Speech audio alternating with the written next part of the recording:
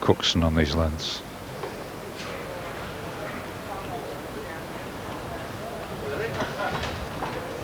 Cookson a very good win over John Taylor in the Goodyear Open at Bunbury to qualify for this tournament.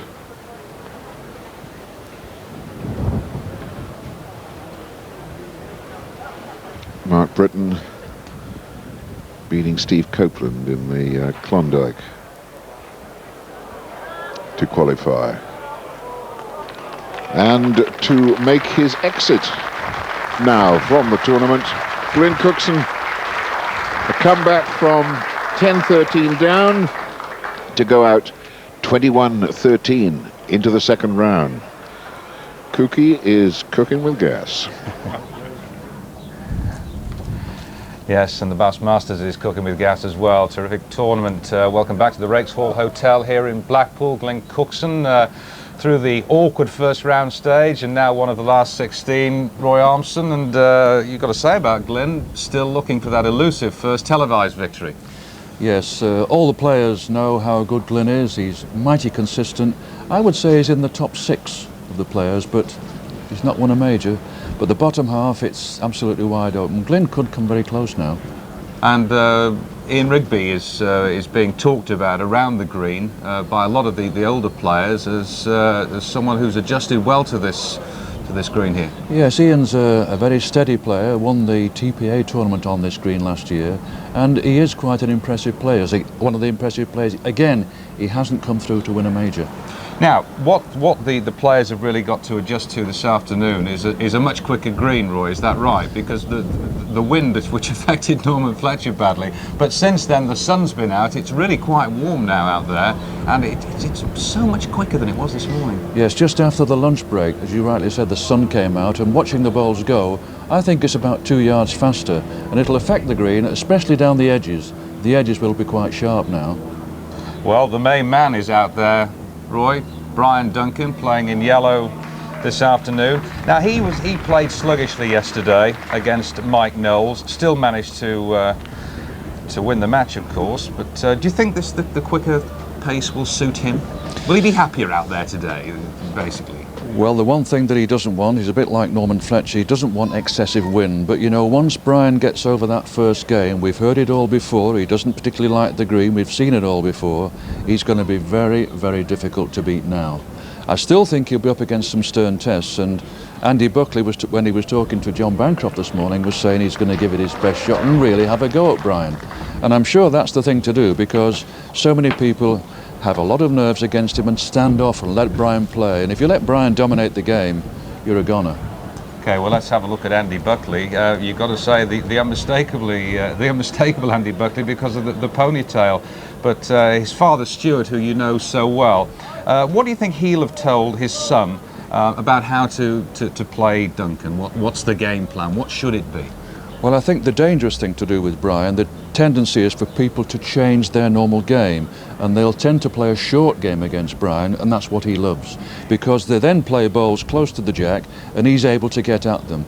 The actual thing to do with Brian is to go as far as you can with him, not to be taken off your normal game. And Andy Buckley's game is 40 yards, and that's what he should do. And I'm sure his dad Stuart has told him to play his ordinary game, play his own game. Just finally, Roy, the one thing, and maybe vital thing, he is not in awe of Duncan, and he's leading early doors. That's right, yes, that's again, I think Andy's got a good attitude, he's still learning the game, but I think Andy's got a big future in the game. Okay, well, let's move over to the commentary box now and join, well, one person who's got a big future in the game, a big presence at the moment as well, former Bass Masters champion, double winner, John Bancroft, who's alongside Hugh Johns. Thank you, Alton. And immediately, let's get a comment from you, John, as to your feelings, as Roy has just said, about the speed of the green as it is now. Well, the green probably has quickened up a couple of yards during the lunchtime period, but it's still pushy, and I would tend to think that'll going to suit Brian a little bit rather more than Andy, who's used to playing on quite a quick running green around the Oldham area. Well, Andy is showing no signs of nerves out there.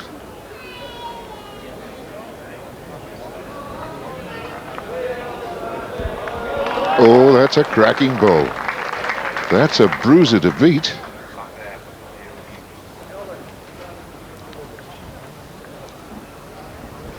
Brian having a run after his ball. He's another one down. So, 5 ends of bowls completed. And 5-1, Andy Buckley leads.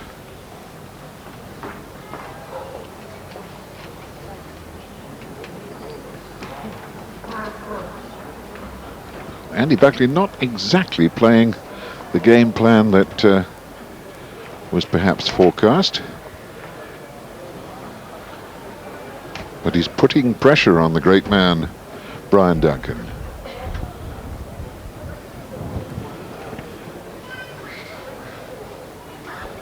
Brian is 15, 18 inches short, but that's the counting bowl at this precise moment. The one Andy's got to beat. Might just do it. Might just do it. Yes!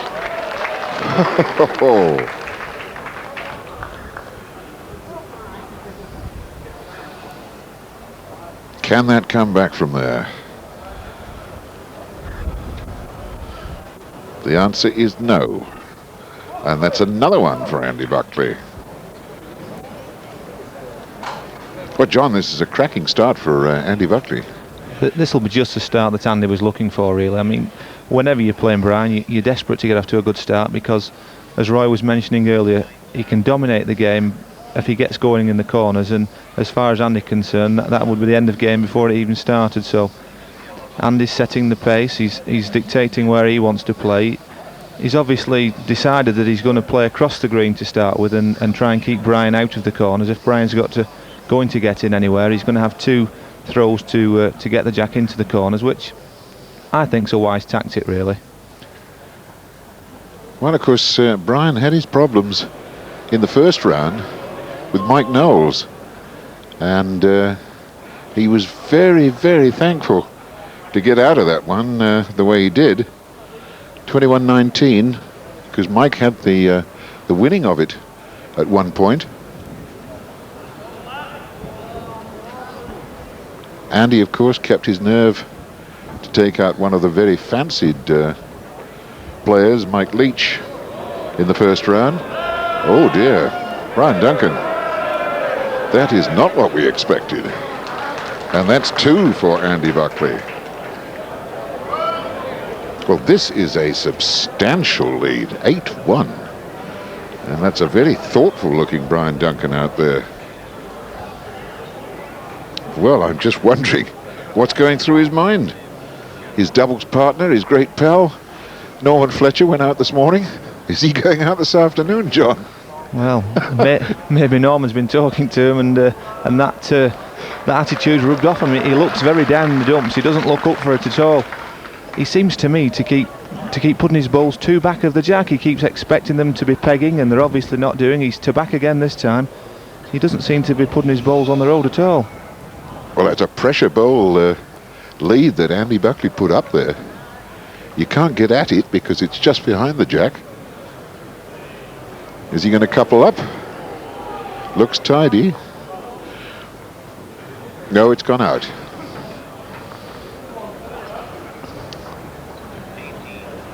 Terry Ashcroft, the referee, signalling that it's just 1 against Brian Duncan at the moment.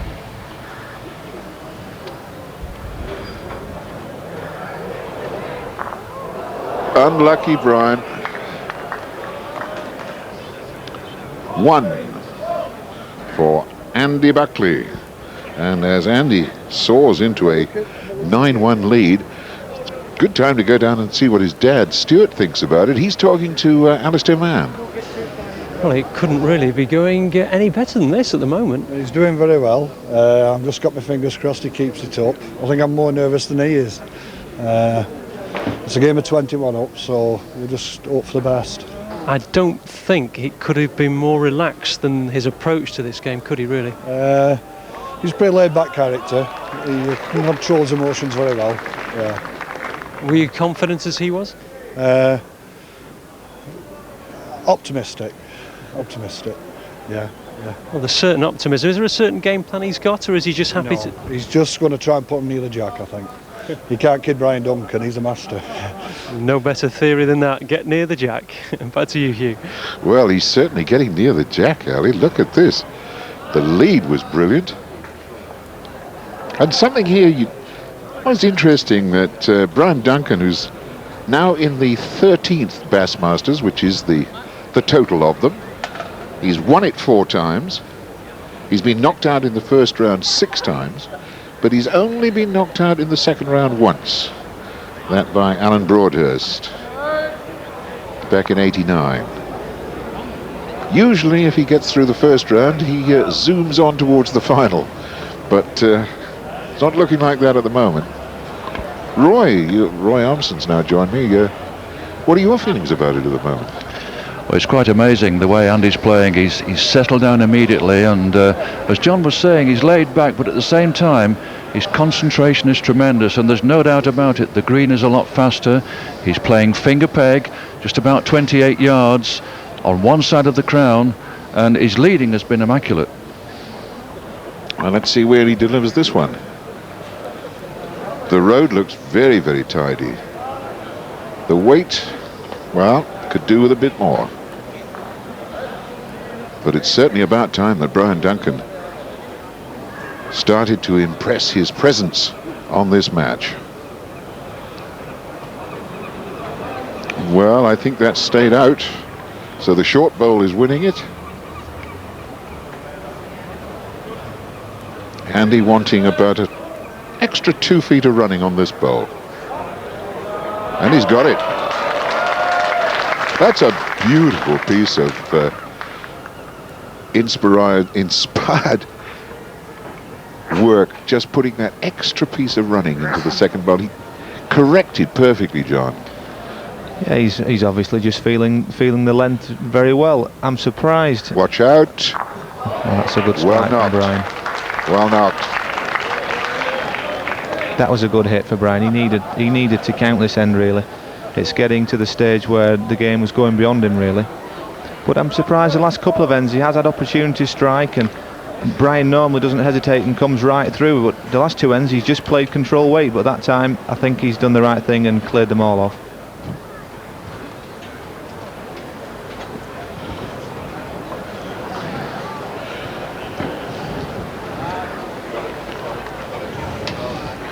And Brian Duncan playing thumb peg into the corner. What he has to remember, he has to go right over the crown. This is an 11-inch crown, and it's what we call a spread crown. It's all over that area there, and everywhere from every corner it's uphill. You have to get over the crown and then down towards the jack.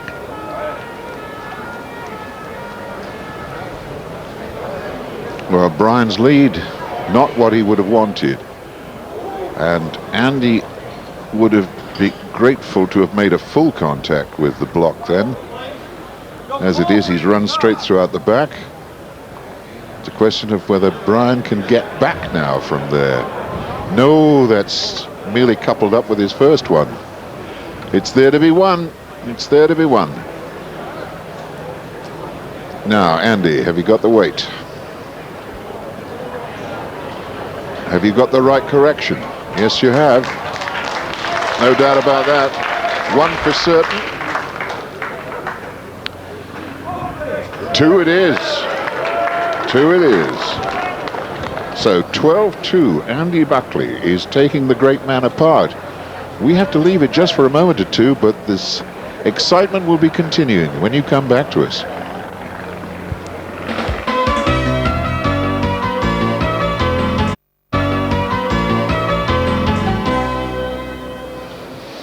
Well, while you've been away, they've each scored 1 more. And so Andy now leads by 10 chalks, 13-3. He's holding another one at this precise moment here, and looks certain to pick up 2. No trouble at all. That's 2 more. 15-3. Well, Roy, This has turned the book upside down, hasn't it? What was the betting on the heat today? Well, the betting on this heat, they were betting 2-1 on Brian Duncan. Have a bit of respect for Andy because he was only 6-4 against, but I just wonder if Brian Duncan's been drinking from the same pot as Norman Fletcher. I mean, he's playing just like Norman played this morning, isn't he? He's very, very lethargic. John Bancroft, I mean, Brian is used in great tournaments like the Waterloo and that sort of thing of playing with a handicap, giving shots away, but he doesn't tend to give 12 shots away and still win it, does he? I've seen him come back from further behind than this, but usually it's when he's feeling upbeat, obviously, but it's nothing to do with Brian, it's just the way Andy's playing. He's dominating the game, his leads are fantastic, and when he isn't playing good leads, he's coming in with his second ball every single time and playing a good ball. Brian's bang under pressure, and he doesn't seem as though he has got the feel at all, Brian, today. He's out of sorts, definitely. He just doesn't look like the Brian Duncan we all used to seeing. Well, that was certainly an end that you would have bet money on Brian getting a single in, Roy. Yes, I think one other factor that I've been watching is that the bowls that Brian's playing with are relatively new. I think this is only about the 4th time he's played with them. He's opted to go with these bowls. In point of fact, there's very little difference between the two players' bowls. Andy Buckley plays with 212 Lignum Vitae and Brian Duncan's at about 211. But he isn't used to these bowls. His favourite ones have lost weight, and I think he's put them in the bin for the time being, but he might resurrect them after this game. Well, there's another beautiful lead from Andy Buckley. Brian is not going to be there.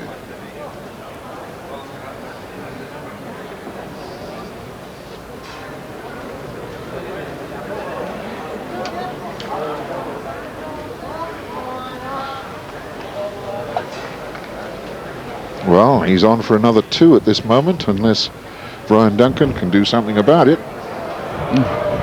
No, they're waving that one through. Good gracious me. Well, 2 more gives Andy Buckley 18 and Brian Duncan 3. And down alongside the green with Ali Mann is Robert Crawshaw, who has plenty of experience of this Bassmasters. Well, can you believe what's going on out here? Absolutely phenomenal play by Andrew Buckley. Well, yes, Andrew's absolutely playing the game of his life. No one in the wildest dreams would believe that Brian can be beaten by this much. I think it's a well-known fact that Brian doesn't particularly enjoy playing on the green, but he's totally out of sorts. But Andrew is playing absolutely fantastically. Well, it certainly opens up the top half of the draw if this stays the way it is. Back to you, Hugh. Well, it does indeed, Alistair, because the bottom half of the draw has been opened up with Norman Fletcher going out, and if the top man goes out of the top half of the draw, it's wide open for everybody. And the way Andy Buckley is playing at the moment, he looks as though he's got his eye on that trophy, the top prize, and quite capable of taking it. All right, this is only the 2nd round, but he's doing the business down there.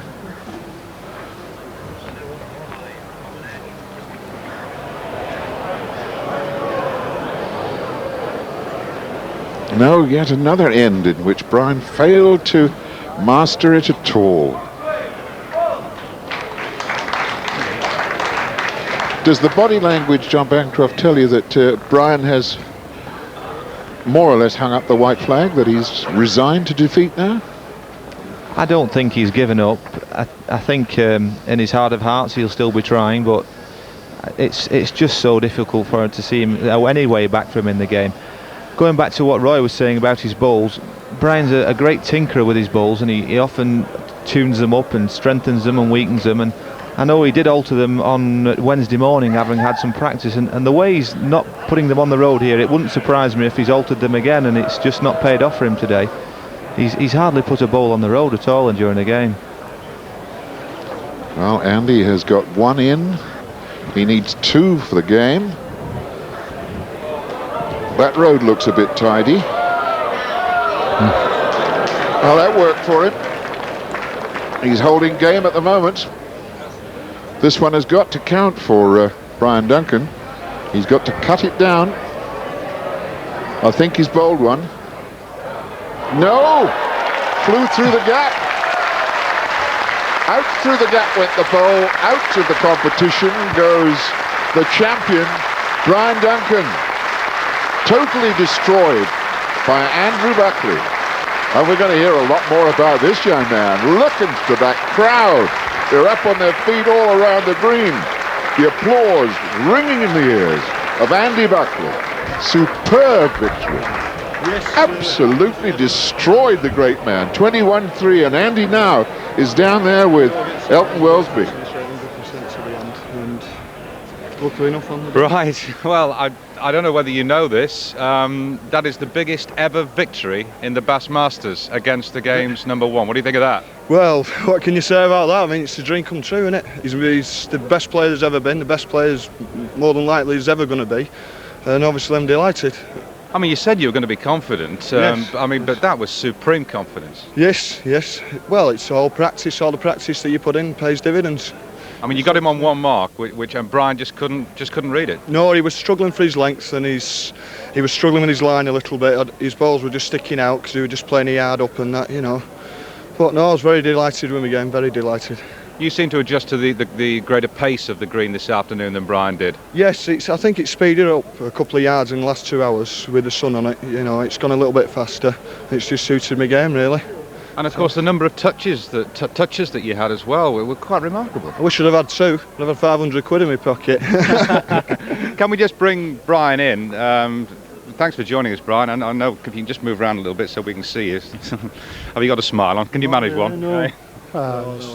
He played well, I played bad. That's life, isn't it? He did play very well. I'll give him full credit. Well, he played well, but I never put him in under pressure. I mean, I led out here at second or third end, 2 a mile off. I came down here 2 a long way off. I mean, you can't play like that. You couldn't. You just couldn't get close, could you? Well, I finished up the latter half of the game trying to prop on balls, really, rather than playing to beat them, really. I had to just play reaches and hope I propped on something. You realise you've made history twice, and I'm not taking the mickey. 4 times you've won it. That's a record. That's the biggest ever defeat by anyone in the Bass Masters. That's all right, fair enough, isn't it? No matter, that's 5 records, isn't it? I'd sooner have his record than having my record, put it that way. Very He's true. won everything in game, hasn't he? Very true. Anyway, Brian, you'll be back. I'm sure you'll qualify somewhere along the line in the next 12 months. I hope so. I mean, I didn't play. I struggled through yesterday. I mean, I was lucky to get through yesterday, so I'm not. I'm disappointed because I've only scored a few chalks, really. But I mean, it's a green that I don't expect to play well anyway, so I just forget it. Could this chap go on and win? If he plays like that, certainly can. I mean, he's played well, but having said that, a lot of times I've let him play because I haven't put him under any pressure. You say? He's not put me under pressure, really. When he's had chances, like when he's got in, he's not sent a lead, really, and you need to bang your leads on to get the pressure on. Okay. Well, thanks very much indeed, Andy. Very well done indeed. Commiserations, Brian. Thanks for coming to talk to us. We'll see you again next year. Thank you. That I'm certain of. Well, we've had quite a day here, haven't we? The favourite from the bottom half of the draw, Norman Fletcher, going out this morning. The favourite from the top half of the draw, the outright favourite for the Bass Masters, Brian Duncan, just going out. The heaviest defeat anyone has ever suffered in the 12-year history of this tournament. Quite remarkable, and we've got more bowls to come. Join us again.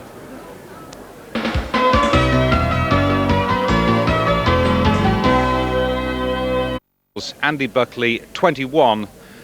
The great Brian Duncan, just 3, the heaviest defeat in the history of the Bass Masters tournament. Bob Crawshaw with us. Of course, what that means, Bob, apart from anything else, is that unless you or Martin Gilpin, your next round opponent, go all the way and win the tournament, we're going to have a new champion this year.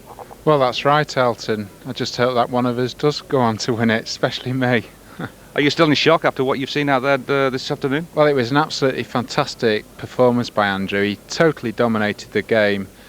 I think Brian was completely out of sorts, but you can't take the feet away from Andrew at all. He was absolutely incredible out there.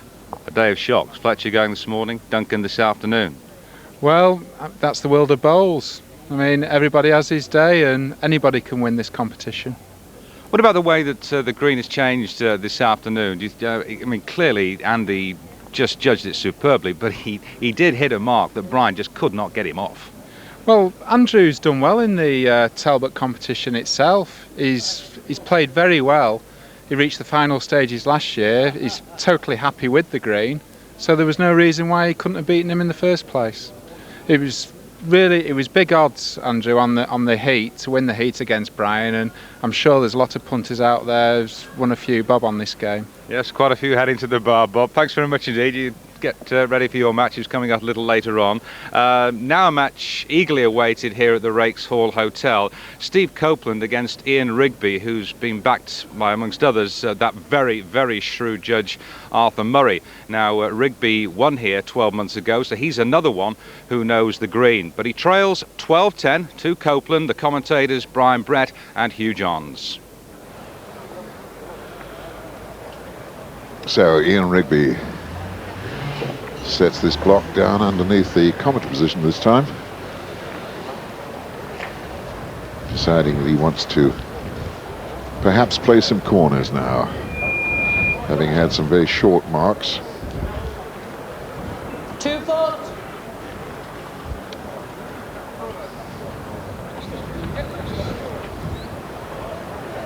There's a slightly more sheltered area of the green, although the stiff breeze will affect the running out in the middle.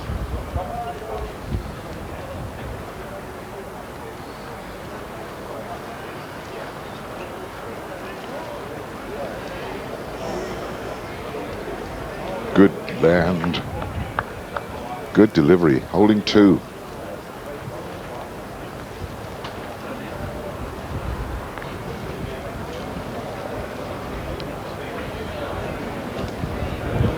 Steve hasn't put enough on that one. Pulled up way short. 2. Rigby. 2.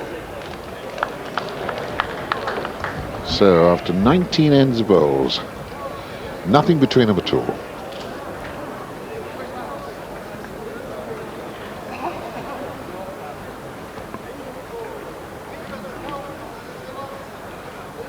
(12-12). As Ian Rigby goes after a curly sort of a block. Thumb peg for the right-hander. Finger peg for the left-handed Steve Copeland.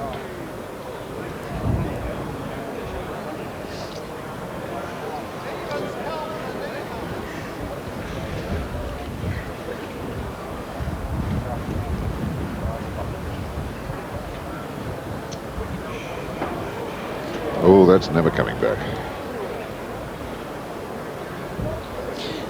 Rigby's on first ball.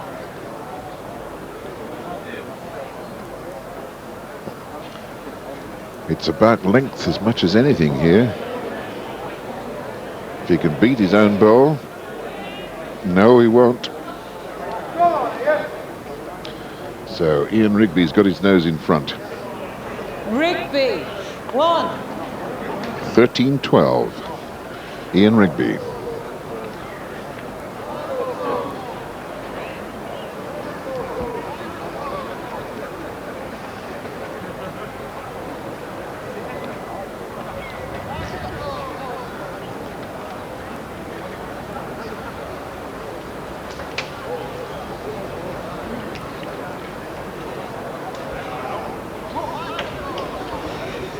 It held up the back end of its travel then, Brian.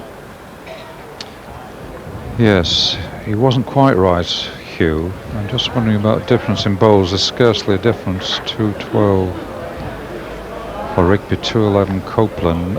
They're both a little bit angry. They're just trying to judge the pace of the green and, more important, the strength of the wind. The sun is shining beautifully now, but it still is difficult. Just checking that Rigby might be on. It's level, isn't it? Yeah. Rigby, we're talking about the bowls. Rigby uses wood bowls. Yes. While Steve Copeland goes for the plastic. Ah, that was a nice delivery.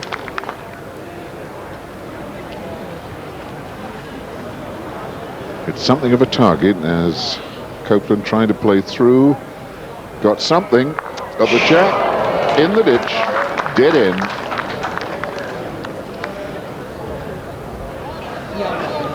Nice controlled weight with that delivery, wasn't it? Yes. A fierce firing strike. Just good controlled push through. Kills the end.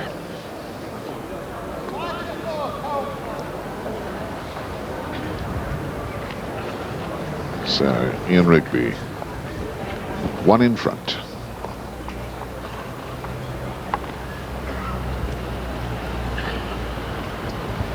He worked very hard for that one in front, Hugh, wasn't it? The 20th end before he actually took a lead. They have both been playing extremely well considering the difficulties. Leading extremely well. Follow the block exactly. But for the left-hander, a bit more difficult. Right hand, left hand, not easy.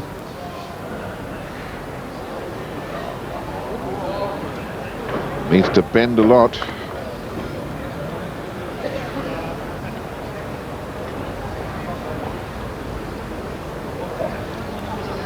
Thumb peg. Bias about to work now. Oh, nice balance. Beauty. Beauty. It's given him a lot to think about. Yes, he's going for it. Controlled weight killed the last end, and we're coming hard for this one. Up over the top. Oh, look at that thing bounce. And a mile wide.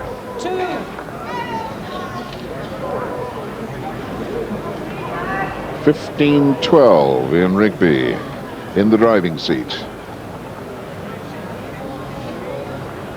The man from Tarleton Moss near Preston.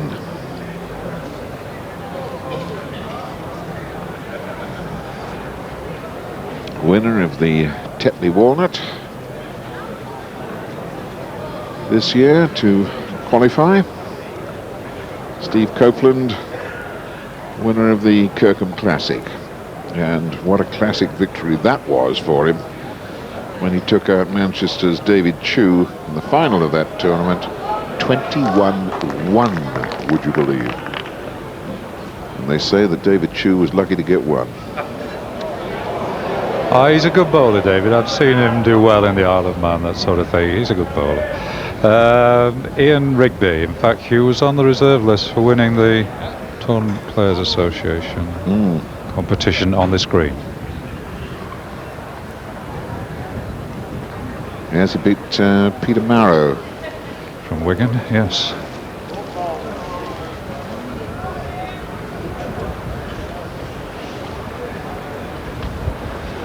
So 2 at the moment against Steve Copeland. So he needs a bit of running. The wind is gusting him. If it's in the right direction, it may just help him. It's not. It's 2.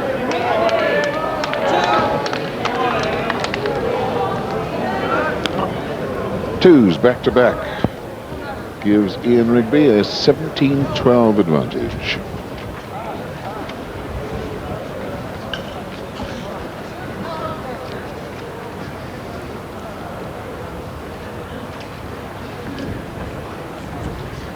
We've got the Met report saying that coastal regions around here experience winds of minimum 20 miles an hour at the moment, and I have a feeling that they're gusting up to about 30, which is certainly having an effect on the running bowl. Yes, that one there from Copeland, for instance, sort 3 yards through. Very, very difficult conditions.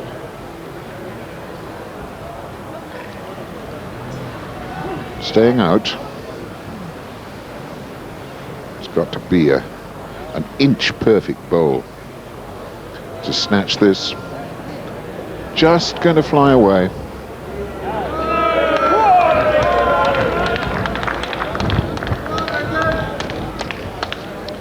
And Steve Copeland, when he gets up there, will confirm that that's another double.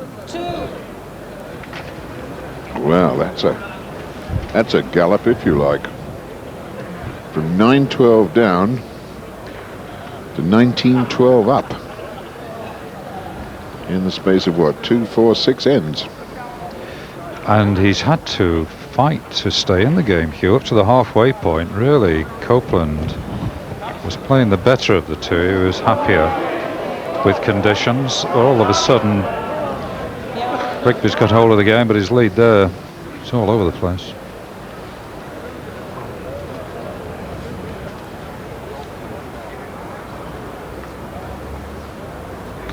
Well, that's a tidy bowl from Steve Copeland. The left-hander from Royton.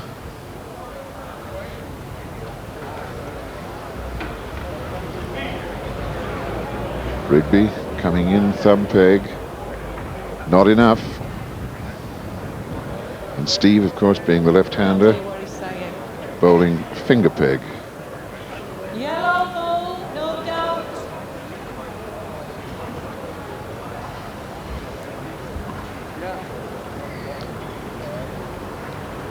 Needs to bend, and it's straightened up. Gone out. Copeland, 1. Well, at least that halted, if only temporarily, the gallop of Ian Rigby.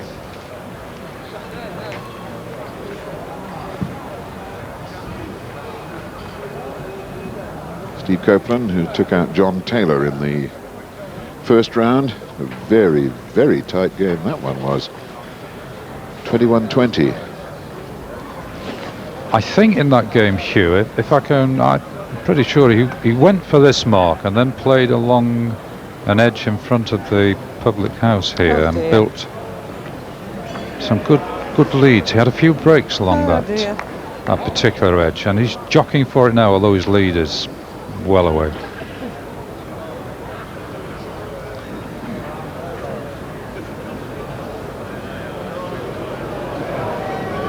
No, that's not going to do Ian Rigby any good.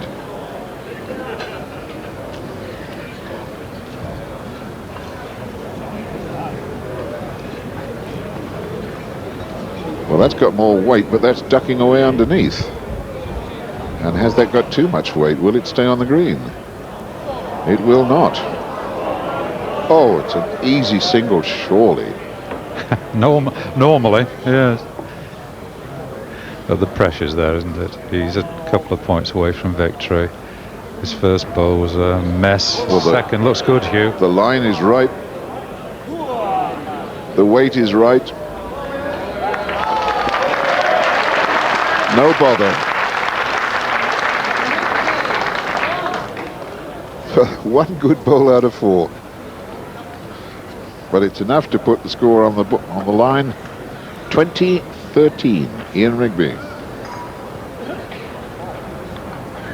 Good crowd here in sunshine at the Rakes Hall Hotel. The bottom here of Liverpool Road in Blackpool.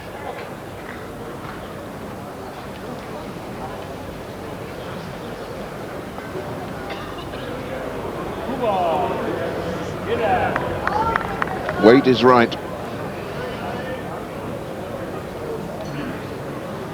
But it's there to be beaten. Has it got the legs? Can it creep in? That'll do. That's the winner at the moment. And Ian Rigby needing 1 to get into the quarterfinals.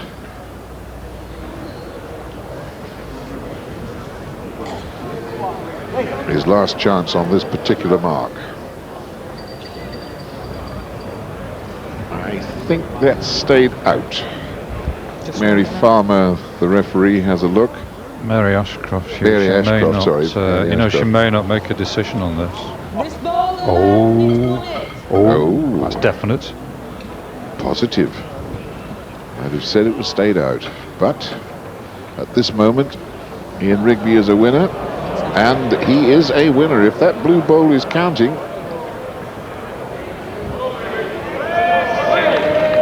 If the blue bowl Copeland accepts, then he's out. He has a look, might ask for a measure. Rigby, No hesitation, Steve Copeland, sportsman that he is, accepted after a long hard look that Rigby had scored another single. So Ian Rigby goes into the quarterfinals. 21-13, Steve Copeland is out.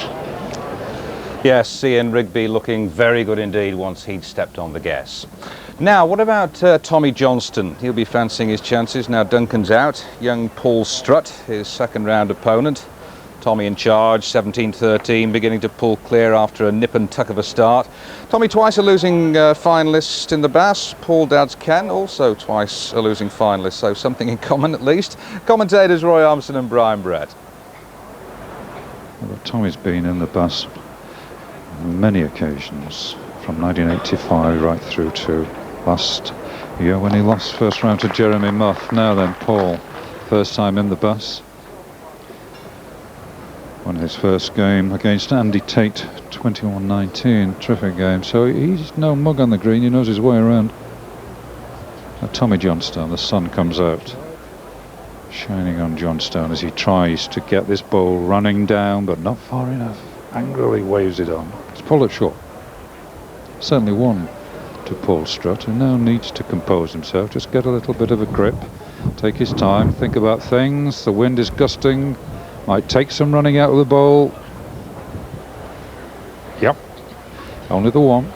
Just wait for confirmation as Paul Strut. Yep. Arthur Scowcroft, referee. 1 to yellow.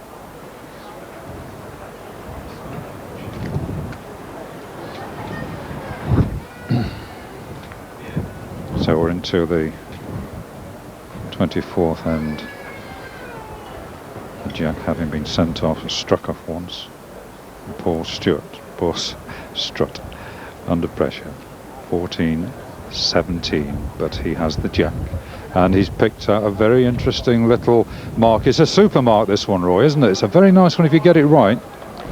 Yes, Paul's got it right there. He's playing about 35 yards, thumb peg. It's round peg, biased towards the ditch, coming to the fastest part of the green. And the ideal thing to do is exactly what Paul has done, play short and make your opponent pass. Well, he's put more in this, Tommy, hasn't he? Is there a big difference in the bowls? Have you managed to sort that out? Just a little difference, Brian. Yes, Tommy's bowls are his favourite composition bowls, £2 12 ounce. He's played these now for about 5 years.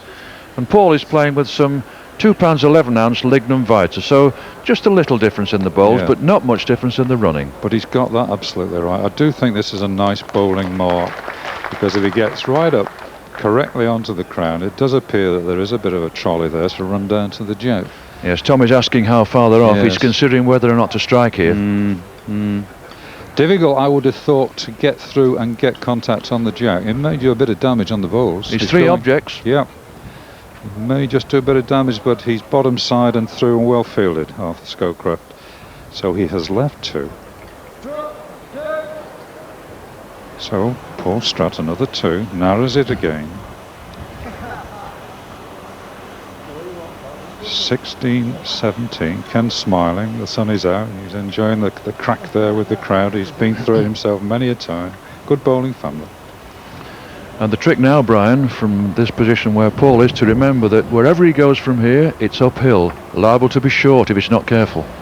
Yes, I'm not sure about going down there, Roy, are you? Would you have picked out that one? Well, I think his finger peg, his round peg, if he gets in here, he's going to come back again to the same position. So I think that's his plan. He's thinking 2 moves ahead. Well, he's positive, yeah, but if he doesn't get in at this end, then Johnston is ideally placed for the corner. But this is a good lead.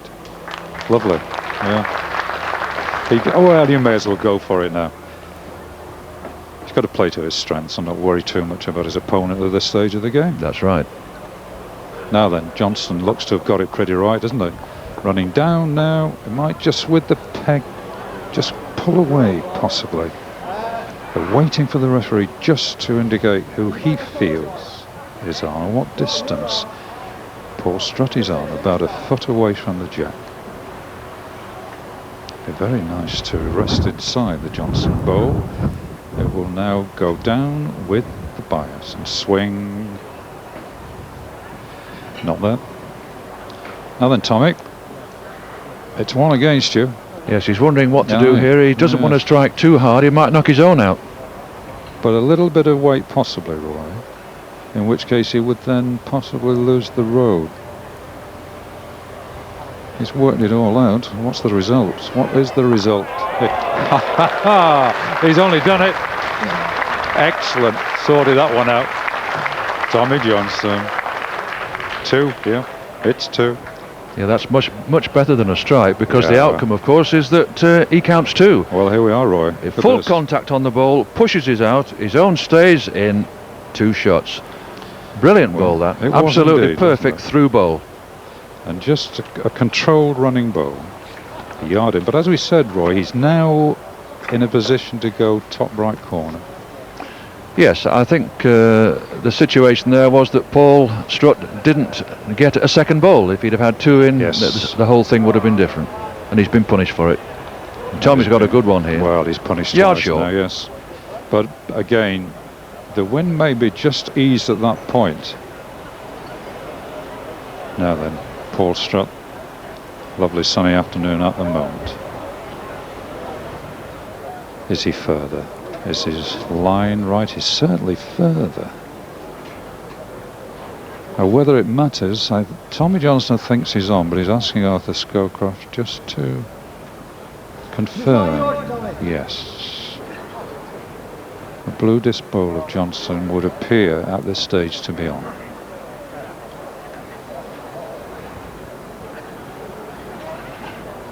This then. He's 19-16 with 1. Might just stick another one in if he can and life a game. He's holding 2. It's all against Paul Strut. The game is against him. It's this to keep in the game, to keep in the competition, unless he can cut it down, and he can't, you know, because it's going to sail through and out, and they've weighed in. And we will have a handshake any moment now. Wait for Paul Strut to arrive, but I feel sure he will accept the bad news, and that is that the blue bowls of Tommy Johnston are in for 2. Just have another look. It's 19-16. Taking 1 out is 20-16. He's accepted the second. It's 21-16. And Tommy Johnston, well, his odds are going to come down now, because he's looking the part. He's looking the goods. He wins. Tommy Johnston 21, Paul Strut 16. Certainly is looking the part. In fact, from the top half of the draw, he was your tip as opposed to Brian Duncan.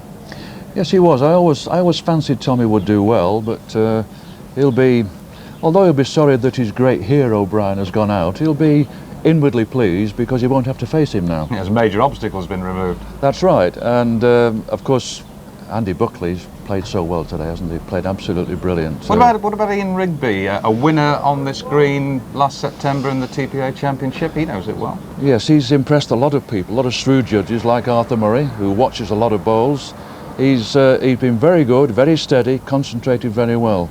Mind you, Norman knew the green as well, didn't he? Yes. Didn't do him much good. No, Ian's got to beware of the wind, hasn't he? Yeah, and the stickers on the side of the bowls as well. Yeah, the stickers, yeah. Let's have a confirmation of today's results. And of course, the one which dominates everything else, Roy, Brian going down. Not just the fact that he was beaten, the margin of defeat. I've never seen him play like that, and you've seen him play hundreds of times more than I have. Have you ever seen him quite as out of sorts as that? I have seen him play bad, but I remember Brian Duncan's father Hughie always used to say that Brian doesn't do anything by halves. When he plays bad, he plays really bad. But as he said, Andy Buckley played really well and Brian didn't really challenge him.